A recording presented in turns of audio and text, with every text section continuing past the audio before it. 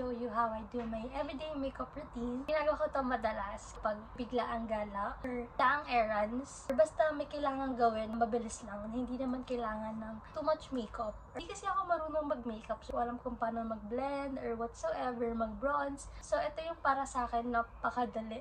Pero may dating. Kasi ito ginagawa ko na makeup and I still get compliment on my makeup even though hindi naman siya too much. As you can see, wala pa akong makeup na kahit ano sa mukha ko, so wala talaga yan. So ayan, wala talaga. I start my makeup with this Sakura Snail White. I used this accidentally kasi patago ko pa tong ginamit sa mom ko. I was having a lot of breakouts and then nakita ko to sa gamitan ng nanay ko and then I used it. Sabi ko, ano ba yan? Ang dami kong pimple. Why don't I use this? And then all of a sudden, it's all gone. So I'm going to start with this.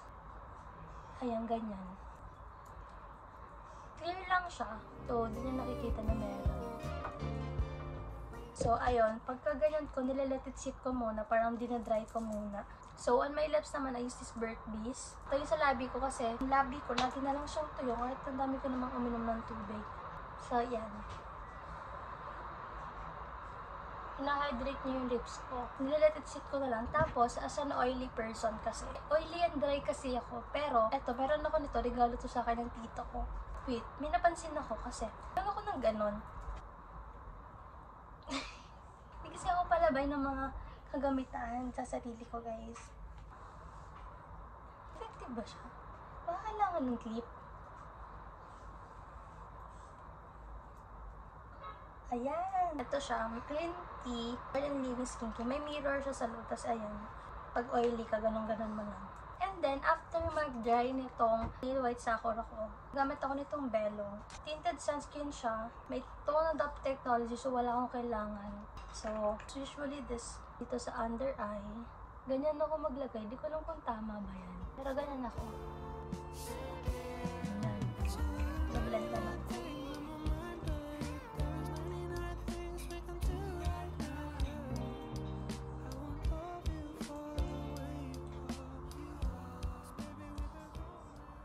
So, isiset ko muna siya for like 2 minutes before ako maglagay ng powder. So, after nyan maset, I'm going to use this powder.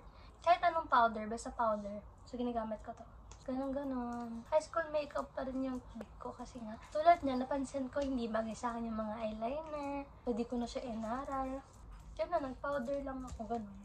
Makeup pa rin ba to? Pag ganito lang kasimple yung makeup. And then after that, okay na siya. Going to do my eyelashes. Hindi ko na ginagalaw tong kilay ko kasi napatread ko naman siya and makapal yung kilay ko. So wala akong problem dyan. I'm going to use this eyelash curler. This from Basic Care. So Watsons lang to. So you can find it anywhere. So ayan, gaganyan lang ako.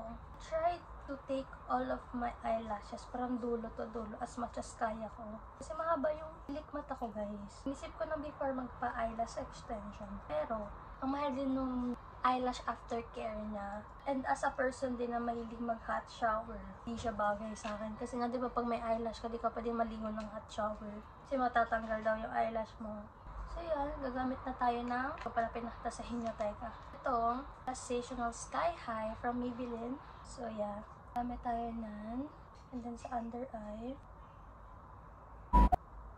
Tapos, sa blush on ko naman, mas bet ko pag medyo reddish talaga siya. Parang pluk na pluk yung dating niya. Kasi, pag light yung color yung ginagamit ko dito as a morena, ang pangit tignan. My favorite blush was from BYS. Kaso, nasira ng kapatid ko. Dinukdok niyang ganon, te. Pa ako bumili ulit. Pero ngayon, nakita akong parang similar ng shade. This is from Focallure. This is in a Perfection Velvet Brush 302. Ginagamit ko siya sa cheekbone lang. Tapos pataas ng konti. Ganyan siya. Konting blush lang.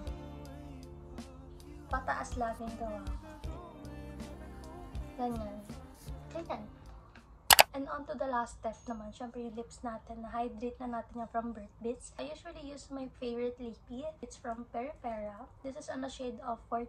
Ink Airy Velvet siya. Gusto ko to. Favorite namin to nung mom ko, yung Peripera. Tsaka yung sa kanya ata, 4 or 2 yung shade. Pero akin ito, 14. Kasi mas makapal. Pero okay din yung 4. Kasi pag sinusuot ko yung lippy na yun, parang natural lang siya. Medyo may pagka-pinkish, pero hindi halatang may lipstick ka. So, ganyan lang.